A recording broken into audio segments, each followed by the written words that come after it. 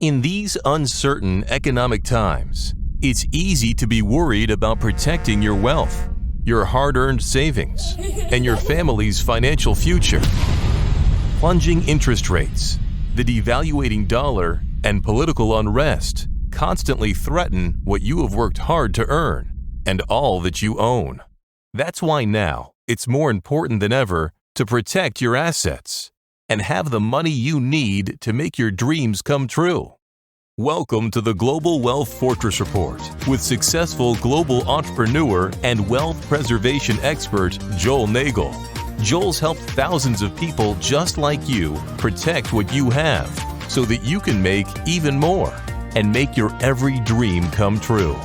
So, sit back and enjoy Joel Nagel's offshore expert advice on how you can live the good life at a great price, where the sun never sets on your financial fortress. Hello. This is Carib Carter Clues, and welcome to Joel Nagel's Global Wealth Fortress Report. The topic for today, I think, which is a burning topic, is the President Biden has submitted his $6 trillion budget with the largest tax increase on the wealthy in history. Joel Nagel, you're the let me get this right, the expert on asset protection. It's a tongue twister.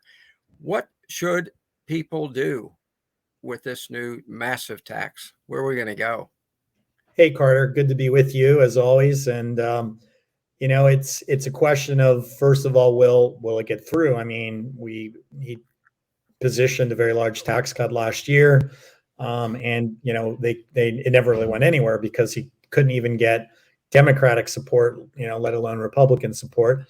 I suspect in an election year, it's not going to get through. It's to create campaign lines, right? Soak the rich is a very popular campaign slogan, and it's something they're putting out there. I think the tragedy, the thing that gets me more than anything else at the macro level, whether you're for more programs or less programs or conservative, liberal, one thing we should be able to agree on as a country and a people is that we should spend only what the government brings in. Amen, brother. If you want to spend more, you gotta tax more. And if you don't like the taxes, okay, but then you got to spend less. Yes. Because we're seeing this, the way that they're bridging the gap is really just theft. They print money printing causes inflation. It causes the purchasing power of the dollar to go down.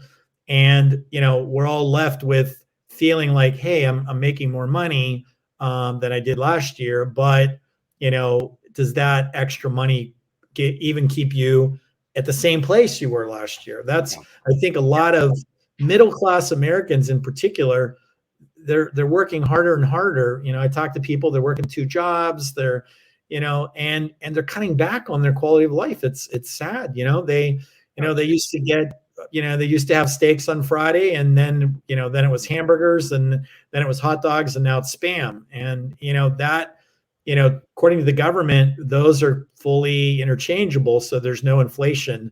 But if you want to buy the same steak that you bought 2 or 3 years ago, it's these numbers about 3%, 7% inflation. They're absolute hogwash. I mean, we're talking about, inflation rates of, in real terms, on the real things people need to buy that are, 20, 30% is at the minimum. And some things are hundreds of percent.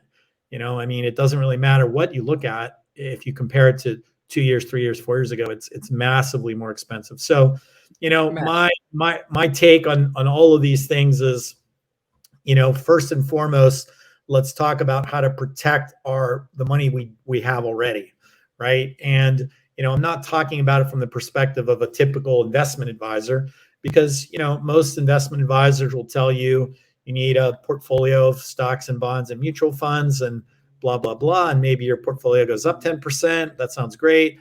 The problem is if you're wedded to the dollar, and your investments go up 10%, but the value of the dollar goes down 15%, then, on paper, you're further ahead, but in real purchasing power, you're further behind.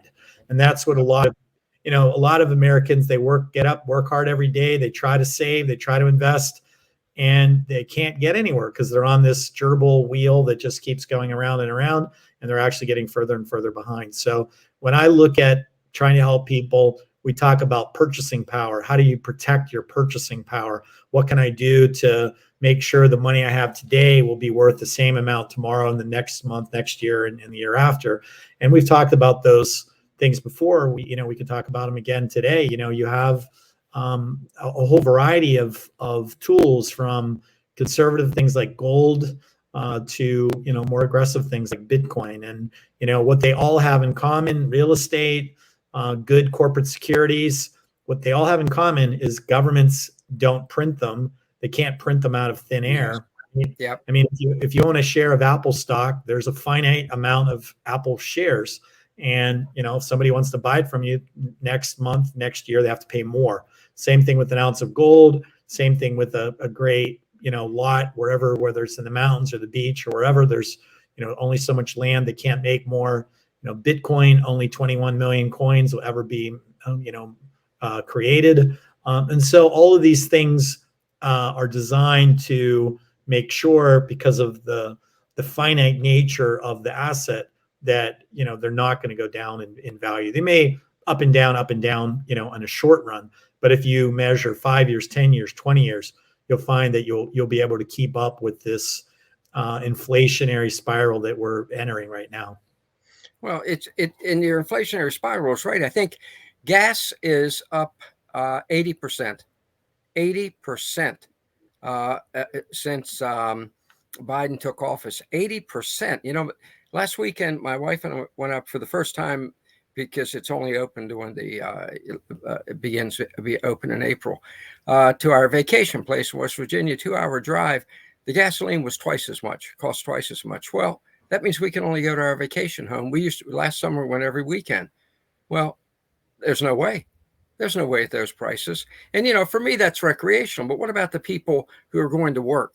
Yeah. Who are trying to make a living, who have to drive to work? And nothing is being done to address this. Instead, we're going in the opposite direction. The Biden's sanction policy, which, quite frankly, is, a lot of major analysts are saying this is going to backfire so bad. Well, it's already backfired with the grain market up 166%. Joel, that hasn't even hit yet.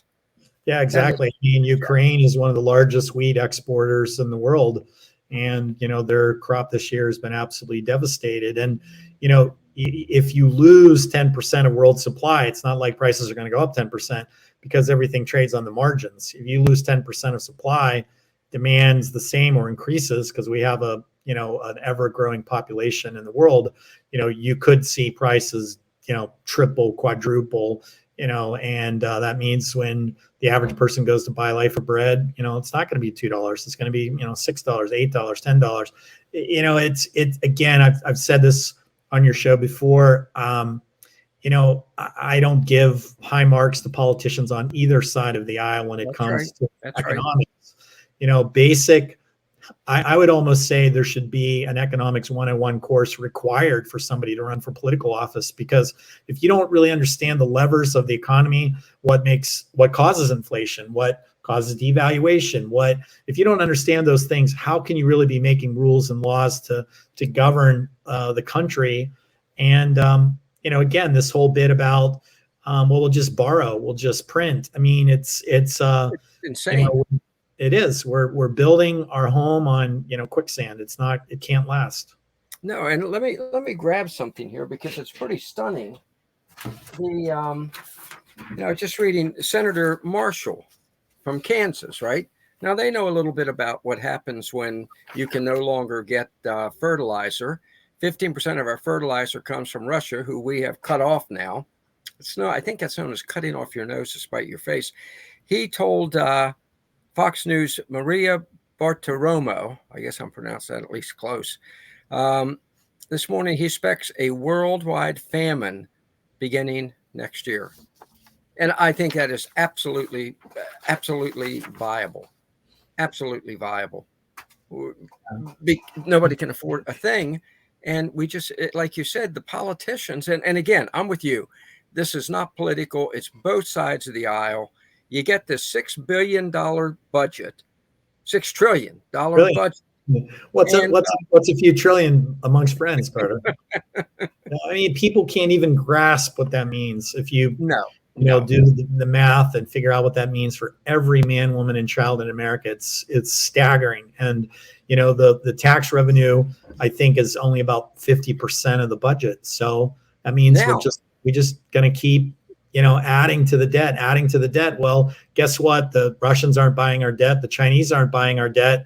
And you're left with a few places around the world that want to buy the debt. And then the Federal Reserve ends up buying its own debt. So you have this circular thing. Well, what do? They print money to buy the debt, and they just keep interjecting more money into the system. And Jim Rickards gives a wonderful presentation about this, and he calls it the snowflake that causes the avalanche. You don't really know. You're out in the mountains and there's snows piling up everywhere. You don't really know which snowflake causes the avalanche, but at some point it's going to happen, and you cannot just print money and think that there's not going to be a consequence. We have been able to kick the can down the road a very, very long time because we export a lot of our currency around the world to, I've said this before, to places that have even worse currencies. But we're feeling it at home now, and it's great to talk about sanctioning the Russians. I mean, I'm certainly not in favor of what they're doing in Ukraine, but yes, everything has consequences. They've ironically, Putin is a pretty smart guy, and when the sanctions kicked in, he said, "Okay, fine, but if you want my oil and gas, which the Europeans import about $600 million worth of oil and gas every day, a day, so 800 million a day." So now he says, "Okay, well, you can only buy my oil and gas in rubles."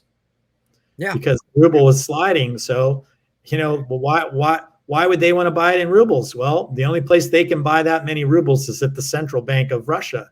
So they have to go to Russia, despite the sanctions, which is kind of the joke in all this, buy every day $800 million worth of rubles, which is now pushing the ruble back up to its previous values.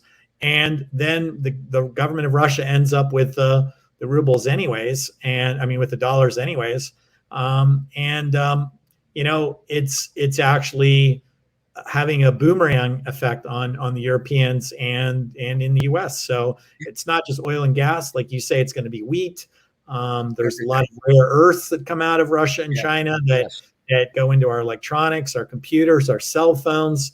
We're a very interdependent world, and when you have shortages, regardless of what it is, the only way shortages play out is through price increases. And we're seeing price increases across the board. And I'll just make one other quick point. I've been in my business now for 33 years, Carter, and I can actually, for the first 32 and a half years, I don't ever remember a client coming to me and saying, "Hey, I want to move somewhere, and one of my most important criteria is the country has to be food self-sufficient." There we go. So, that's now on the radar, and people are saying, like, I don't want to go to a country, like some of the Caribbean countries, for example, they have to import everything. And, if there's supply chain problems, if there's inflation in the transport sector, which there is, it's all fuel driven, it's going to be very hard. Some of these countries are at the end of the food chain, and they're the first ones they're going to be, missing out. I'm talking to you today from Belize, and fortunately, over the last 20 years, Belize has become a massive food exporter, largely because of the Mennonite population. We have a huge Mennonite population here, and they all of central Belize is dominated by the Mennonites. They're very lovely, peaceful. If you want the safest place to live in Belize, go live out, in amongst the Mennonites, and produce cows and chickens and and grains, and they produce all of the food for Belize, and they export it to Mexico, Guatemala, Honduras, even the United States. So when the what hits the fan, you probably want to be in a place like Belize where where first of all the cost of living is so much lower than the U.S., but secondly, they do have a self-sufficiency when it comes to food. And that's just vital. And even a poor country like Honduras is a food exporter, is a major food exporter at this point. Agriculture exporter, I should say. So, Sure. So I'm with you 100% that these are tremendous alternatives. And you mentioned the deficit that we spend more than we take in. On average, the American government takes in $2 trillion and spends $4 trillion. So Mr. Biden's solution to this is to add another $2 trillion onto the budget. Yeah. So, and then he says, but in 10 years, it's going to reduce the deficit. I mean, it's like, you're in a giant pit and someone sends you a shovel and says, dig deeper and you'll get out. I mean, it doesn't work. I mean, we can print all we want, but we've seen through this conflict in Russia, Ukraine, that, one lasting effect, again, I mentioned Jim Rickards before. I saw his article today about the effect it'll have on the US dollar. And it's only going to be, something that further weakens. It might be more snowflakes that cause the avalanche, but, the Russians are going away from the dollar. The Chinese are going away from the dollar. All of the countries that they interface with, like India, they're all moving to a system, using their own currencies and using a basket of metals and things like that. And our system, the dollar, which is supported by something called the SWIFT system, which is based in Belgium, it's basically the foundation of the Western economies.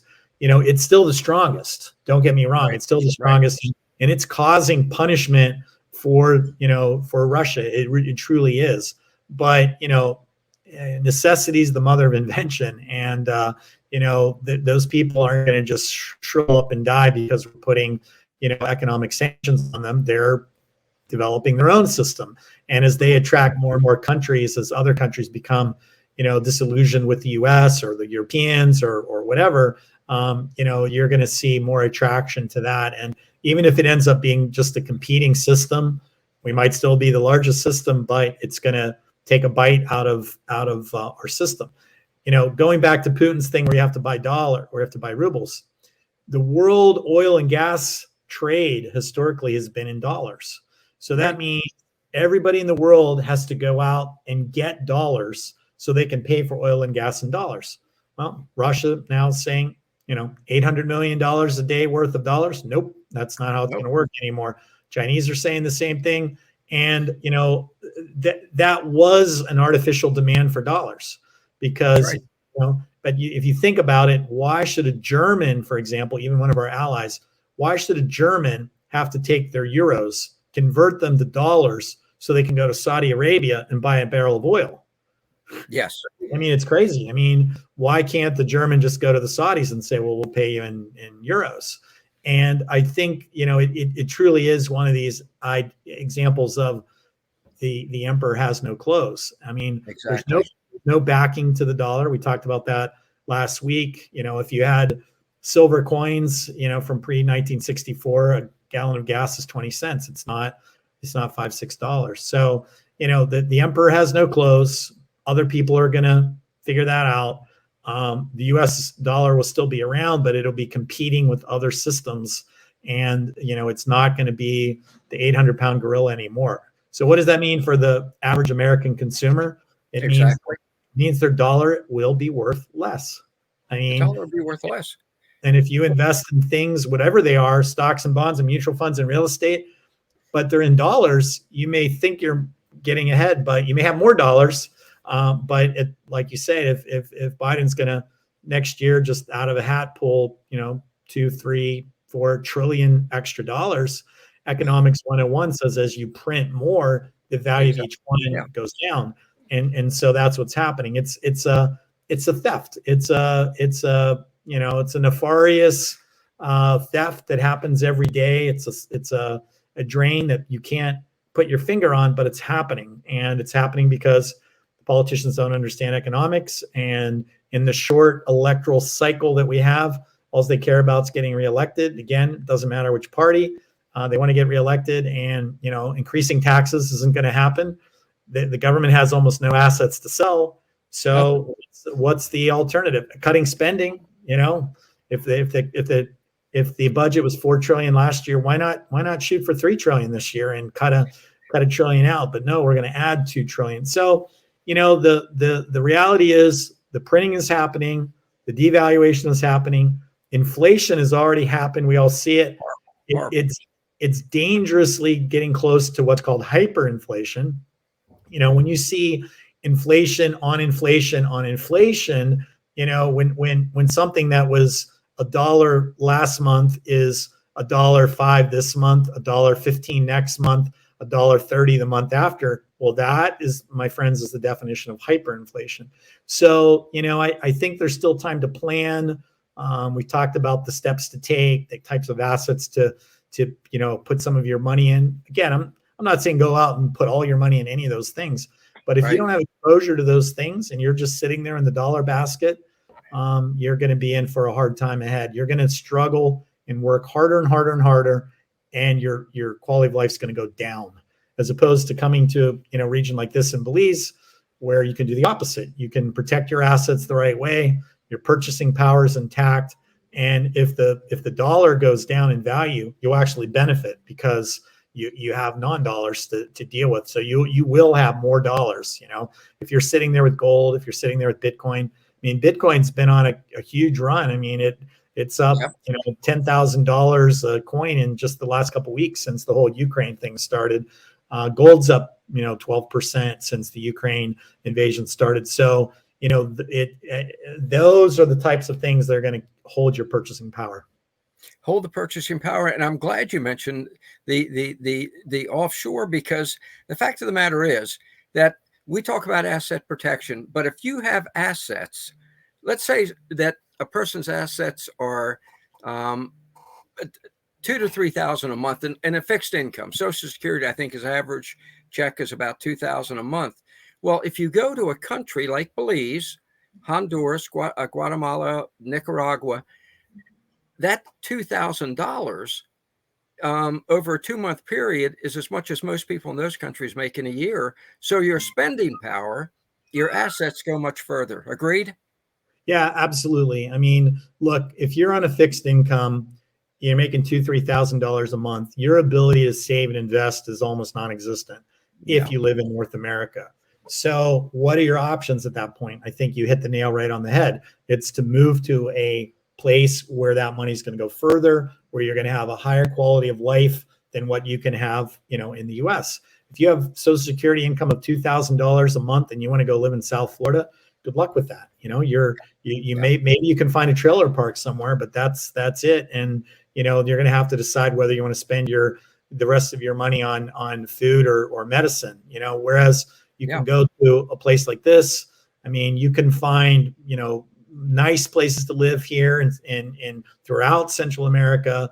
That can be at $600, $800, $1,000, and you probably won't spend the rest of the money that you have on food and entertainment, which means now you can save, you can invest, you can put some money away for a rainy day. So I think obviously if you're younger and you still have longer before you want to go live somewhere else, then the key is to try to convert the dollars that you make every week, every month into something else, right? I always tell clients, whatever it is you earn, you're going to earn those next week, next month, next year too.